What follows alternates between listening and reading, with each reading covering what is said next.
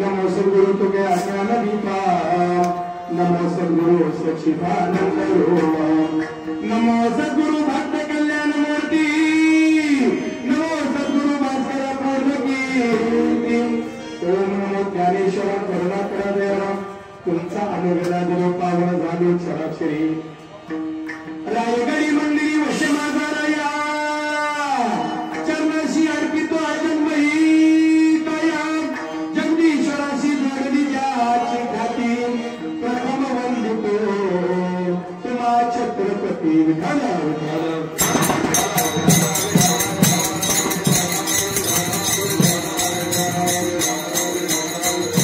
श्री गुरु चरण सरोज रज निज मन मुकुर सुधारी बरनौर गोबर विमल जसो जो गायक फलचारी बुद्धिहीन तनु जानिके सुमिरो पवन कुमार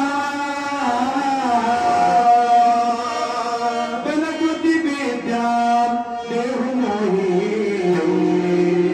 हर मुकरेश विकार चलो चलो आओ जी पवन कुमार चलो आओ जी पवन कुमार हरि चलो आओ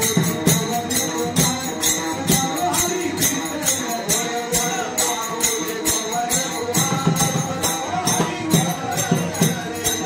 पवन कुमार हरि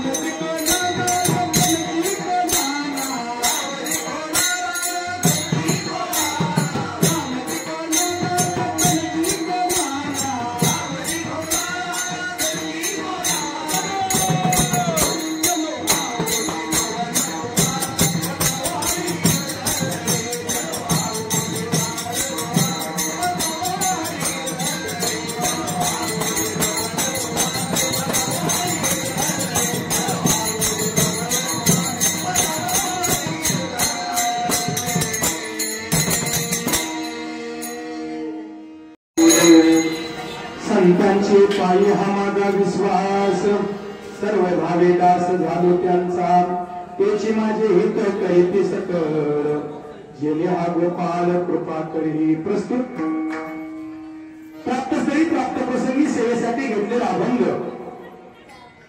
वेद शून्य भक्ती तज्ञ वारकरी तत्वज्ञ जगतवंदनीय जगद्गुरु तुकोबार आहे कोण होते जगद्गुरु तुकोबार आहे प्रेम मूर्ती म्हटलं की नामदेव राय आपल्याला आठवतात शांत आणि श्रीमंत म्हणले की नाथ महाराज आठवतात आणि वैराग्याची मूर्ती म्हटलं की आपल्या डोळ्यासमोर जे नाव उभं राहतं ते म्हणजे जगद्गुरु तुकोबार आहे काय असे वैराग्य होतं एखाद्या व्यक्तीला दुपारी 12 वाजता काट्याच्या काठीनं मारावं आणि त्या व्यक्तीच्या घरी संध्याकाळी तेलाची वाटी घेऊन जावं आणि त्याला विचारावं महाराज मला मारून मारून तुमचे हात खूप दुखत असतील जरा तुम्हाला मालिश करू का आपल्याकडे एवढं वैराग्य आहे गो विनेकरी बाबा आता जर आपल्याला कोणी काठीनं मारलं आपण तेलाची वाटी नेऊ का काटे नेऊ एक नाही भरपूर काटे घेऊन जा म्हणजे जगद्गुरु तुकोबारांकडे एवढं वैराग्य होतं ज्या संतांच्या दारामध्ये भगवान परमात्म्याला यावं आणि भगवान परमात्म्याला प्रश्न विचारावा अरे देवा तुला बोलवलं कुणी मी माझ्या गुरुला हाक मारतो असा अधिकार असणारे संत निरोपार आहे आणि संत निरोपारायचे गुरु म्हणजे जगद्गुरु तुकोबार आहे यांचा अभंग या ठिकाणी सेवेसाठी घेतलेला आहे विठ्ठल जगद्गुरु तुकोबार सांगतात संतांचे पायी हा माझा विश्वास आपला विश्वास कुठे पाहिजे संतांच्या चरणावरती संतांच्या पायावरती जर आपण संतांच्या पायावरती विश्वास ठेवला तर नेमकं काय होतं आपलं हित नेमकं त्यामध्ये साध्य होतं त्याची माझे हित कळती सकळ जेणे हा गोपाल कृपा करी भगवान परमात्म्याची कृपा आपल्यावरती होते जर समजा मेंढी माऊलीच्या पाठीमागे प्रवास करून आपण थकलो कंटाळलो तर मामा आपल्याला काय करतात, भागनिया मज वाहतील कडे त्यांचे आले जोडे सर्व सुख आपल्याला काकेला घेतात. कोण? संत बाळू मामा. एवढंच नाही, आपण मामांना जे वचन देतो ते वचन आपण पाळलं पाहिजे. पण आपले वचन कसे आले, सकाळी वचन घेतो, एका तासाभराला बोलतो. आपण म्हणतो मामा मी तुमच्या आरतीला येईन, आरती आल्यावर महाप्रसाद घेईन, आणि कीर्तन चालू झालं की घरी निघेन. कसं नाव तुमच्याकडे बघणार हो?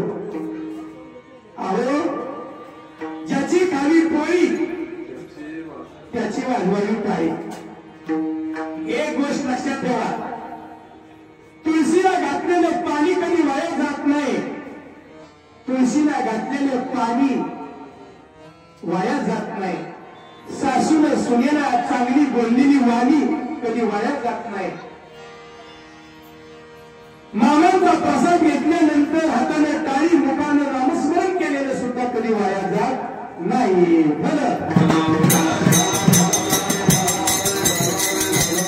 आपल्या गावामध्ये कित्येक दिवसाची परंपरा आहे. गिरवीमध्ये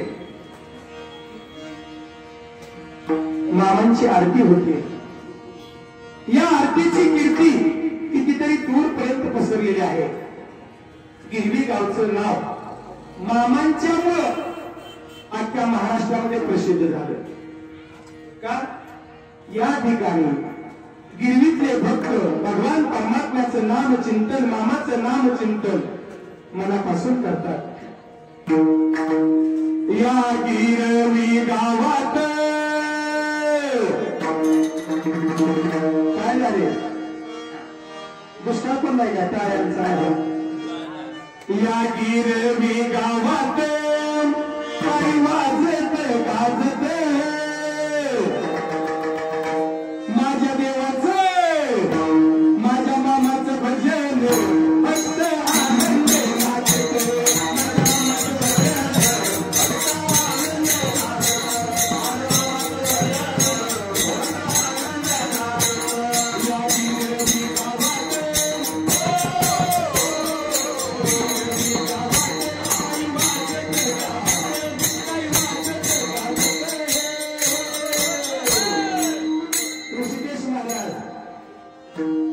माझ्या देवाचं माझ्या मामाचं पांडुरंगाचं भजन फक्त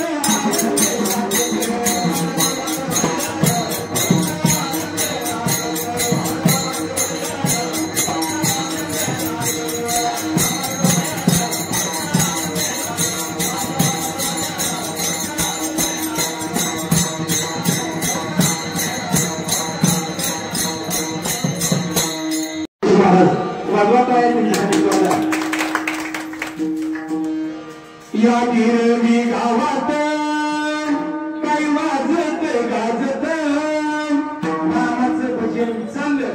मग आपल्याला काशी मथुरेला सुद्धा जायची गरज नाही. नंतर एक भक्त सहज म्हणला,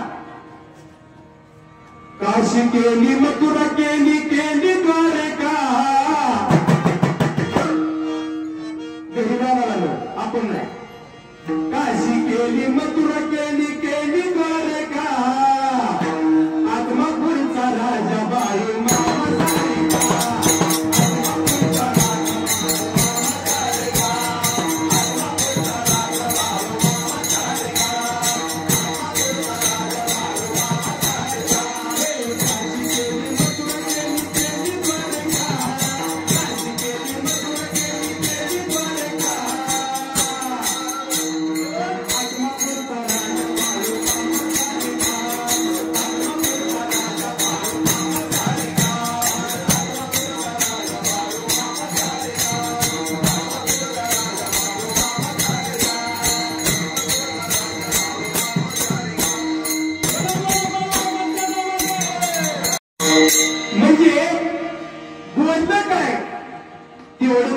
जीवाला बरं वाटलं पण का आमच्याकडे भिकाऱ्याकडे 15,000 मोबाईल आहेत.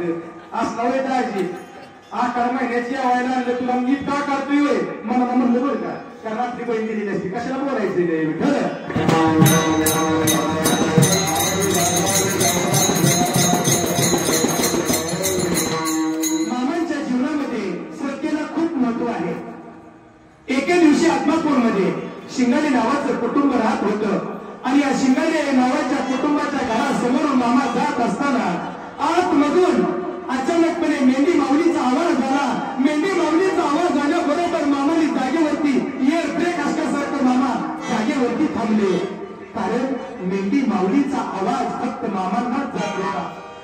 मामांनी विचार केला, या घरामध्ये काहीतरी मेंढीचा आवाज येतोय, म्हणजे घरामध्ये काहीतरी अघोरी कृत्य घडतंय, अघोरी कृत्य घडतंय.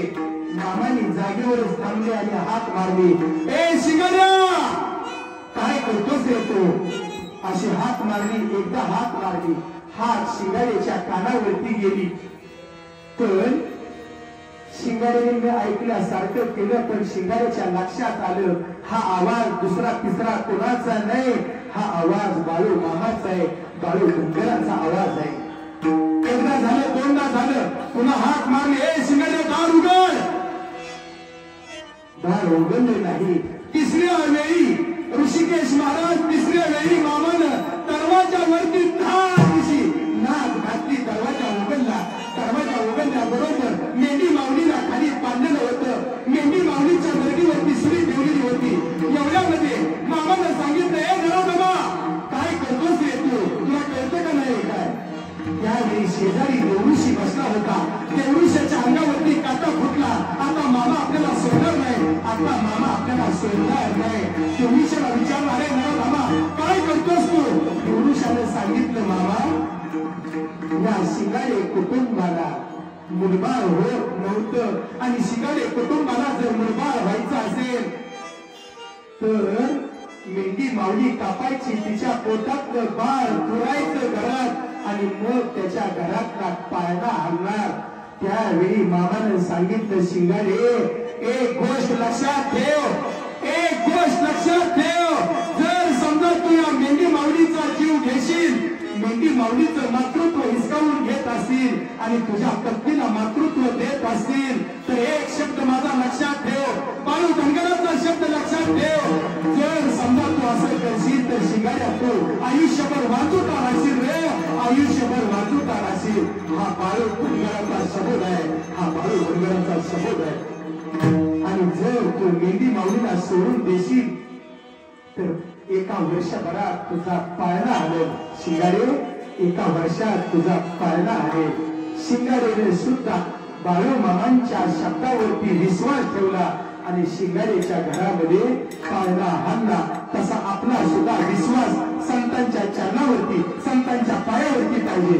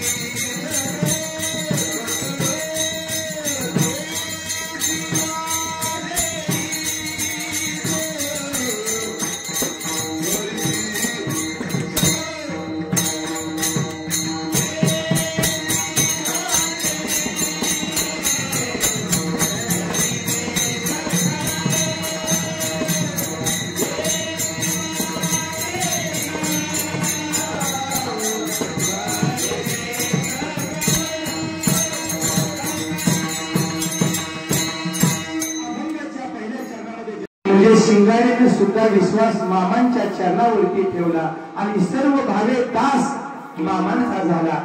आणि तिथून पुढे शिंगाड्यांना कोणत्याही प्रकारची अडचण आली नाही. आपण सुद्धा पुन्हा मामा काय ऐकत नाही, मामाचं जगाचं हित बघतो, हित ते करावे देवाचे चिंतन. भगवान परमात्म्याचं नामस्मरण करते, लोकांचं हित बघतोय, आपलं हित काय बघत नाही. आणि माणसांचा आपल्या घरातील व्यक्तींचा गैरसमज आहे, पोरगा ऐकत नसलं की त्याला काय करायचं. ऋषिकेश महाराज, पोरग नाही ऐकलं तर काय करायचं. आता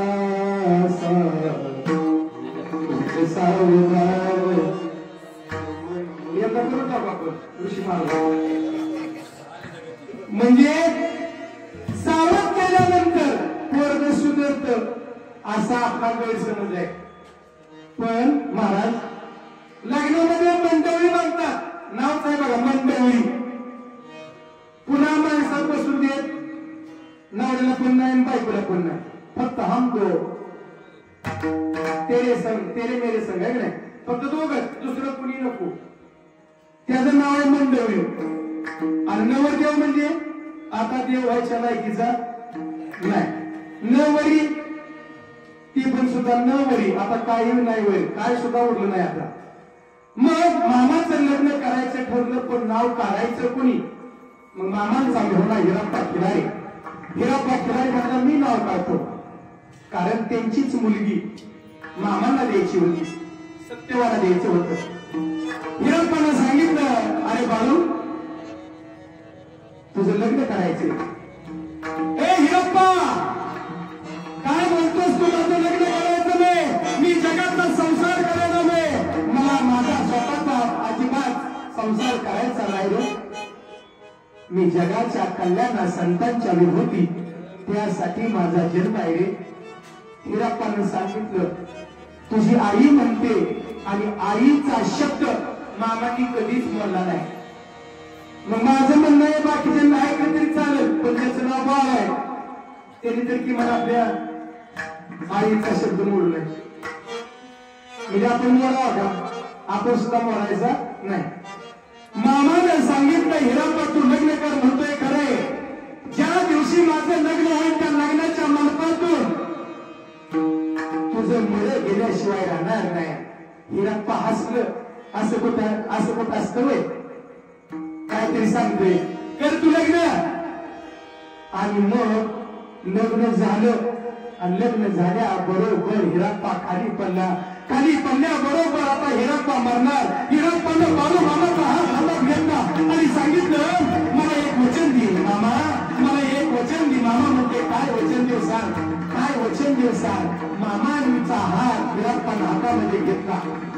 आणि एक गोष्ट लक्षात ठेवा, ज्यावेळी आपण रागात असतो त्यावेळी ज्यावेळी आपण रागात असतो त्यावेळी आपण कुणाला उत्तर द्यायचं नाही, आणि ज्यावेळी आपण शांत असतो त्यावेळी वचन कधी कुणाला द्यायचं नाही.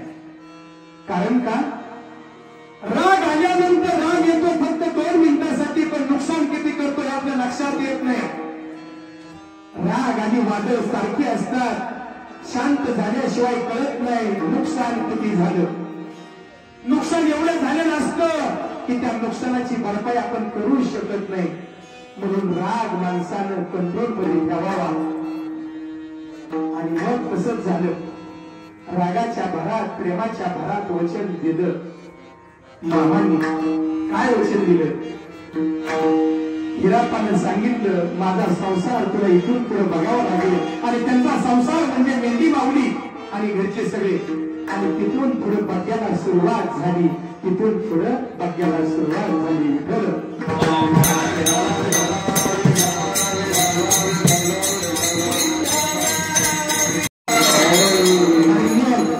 असंच एके दिवशी मामांचा बग्गा फिरत फिरत गळशिंदीला आला.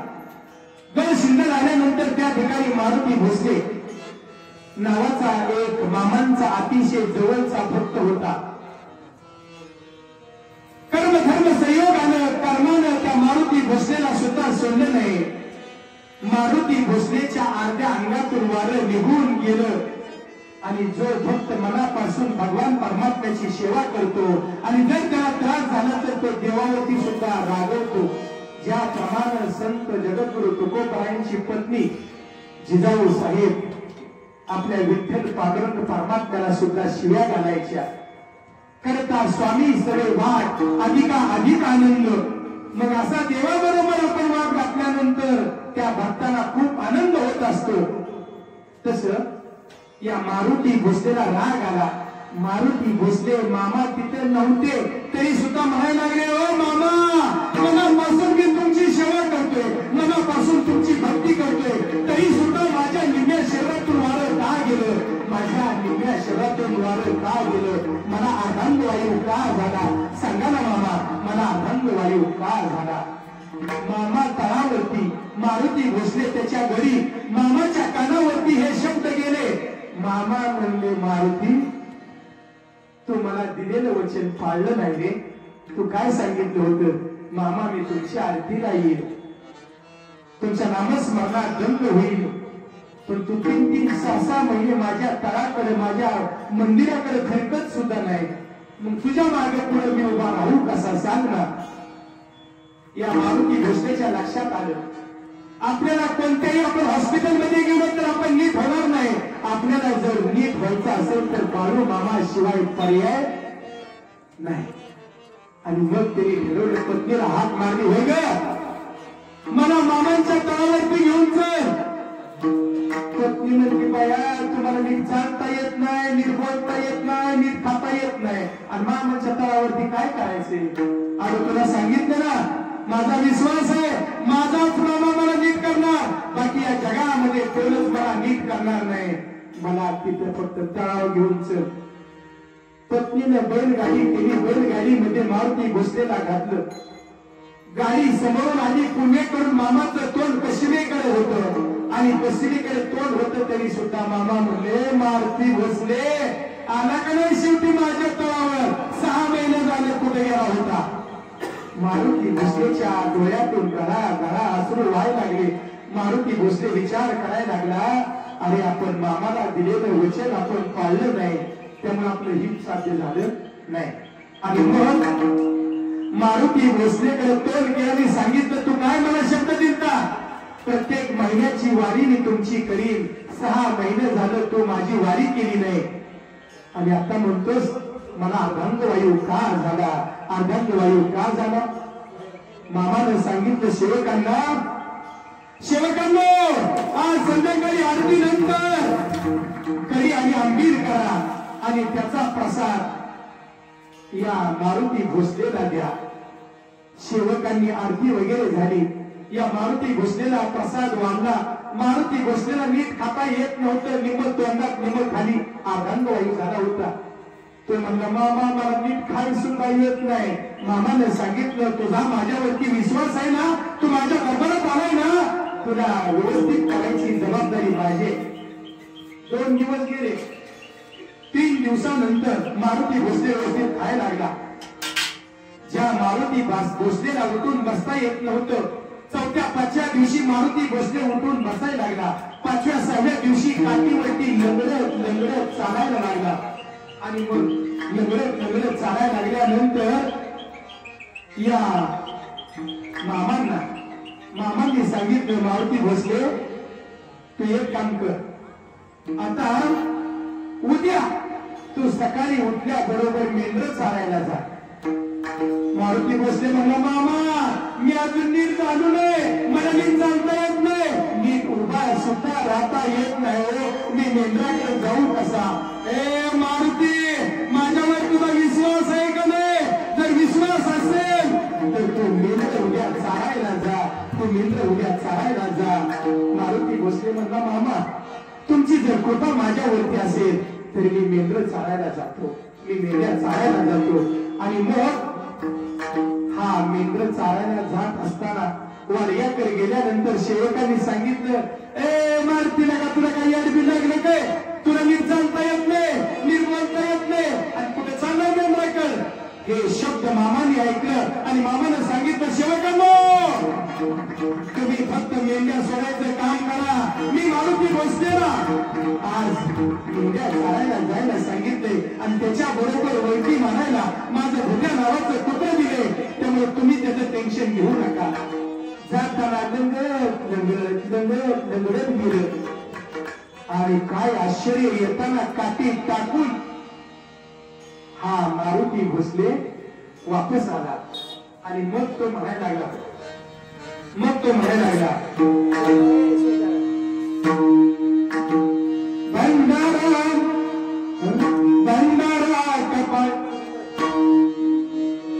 भंडारा कपाळी हाती घोंगडे खाती, भंडारा कपाळी हाती घोंगडे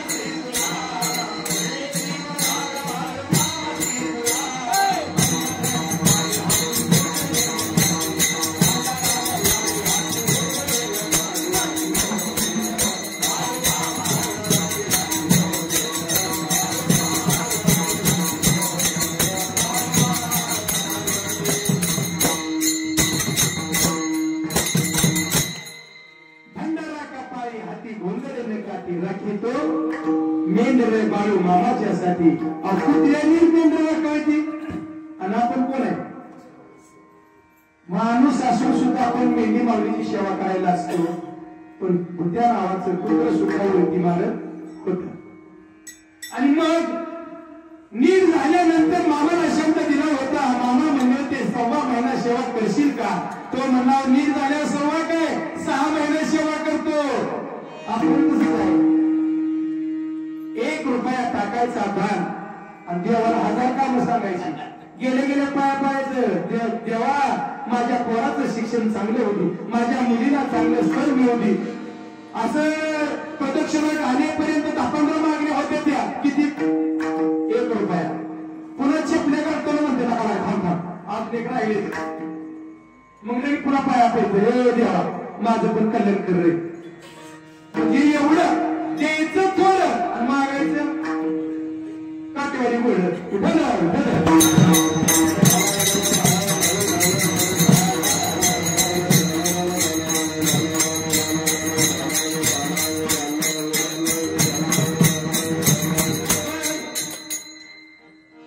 मामाच्या तळावरती 6 महिने सेवा केल्यानंतर तो घरी गेले.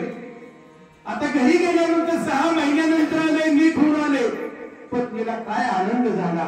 शेजा पारजागेला सांगायला लागली, किती सांगू मी, काय सांगू, म्हणजे माझं कारभारी नीट झालं. किती सांगू मी, सांगू तुला, किती सांगू मी, किती सांगू तुला.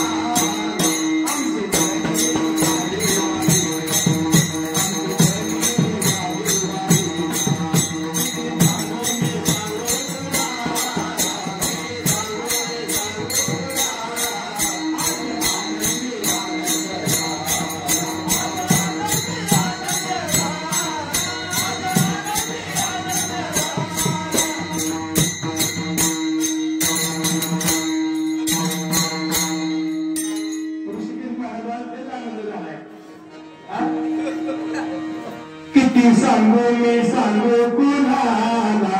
ती म्हणायला लागली, पक्कू मावशी माझं कारभारी बाळू मामांच्या आशीर्वादानं नीट होऊन आलं.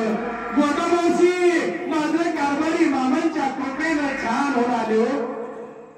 आणि आपलं मोबाईलचं नेटवर्क कमी पडेल, पण माता बहिणीनं तुमचं नेटवर्क अजिबात कमी करणार नाही. का?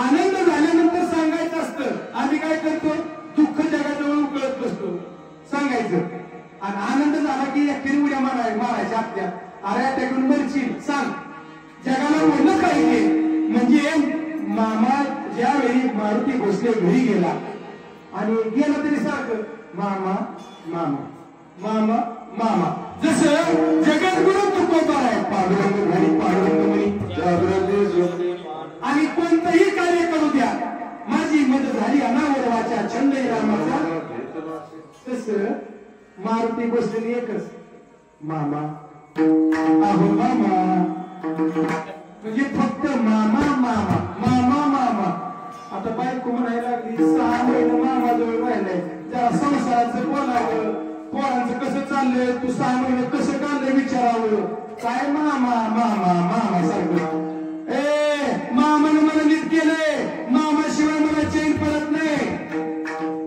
करमत नाही मामा करमत नाही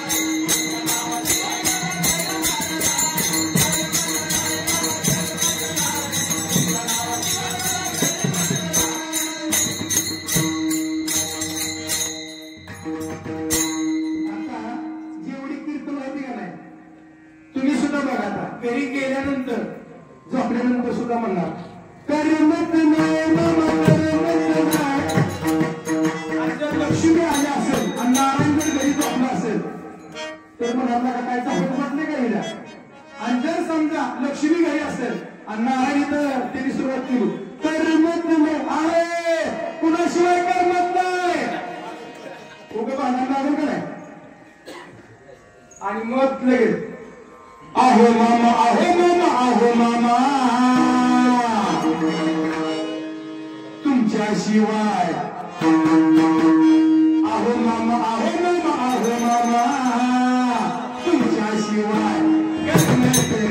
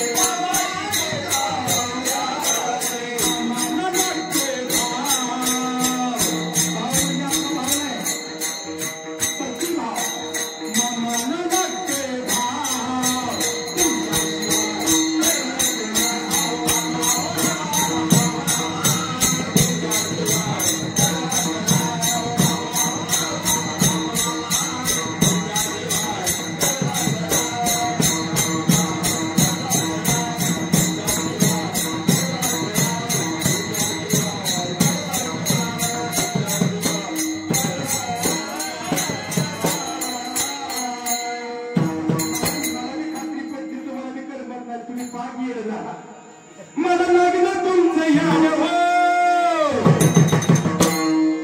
खरंच का मला लागलं तुमचं याड हो तुम्ही माझं पाठी राहतो आता आलं इलेक्शन तुम्ही मला एका मतासाठी आपलं काय दिलं गेलं नाही तुमच्या एका वारीसाठी माझं काळीज तुटतंय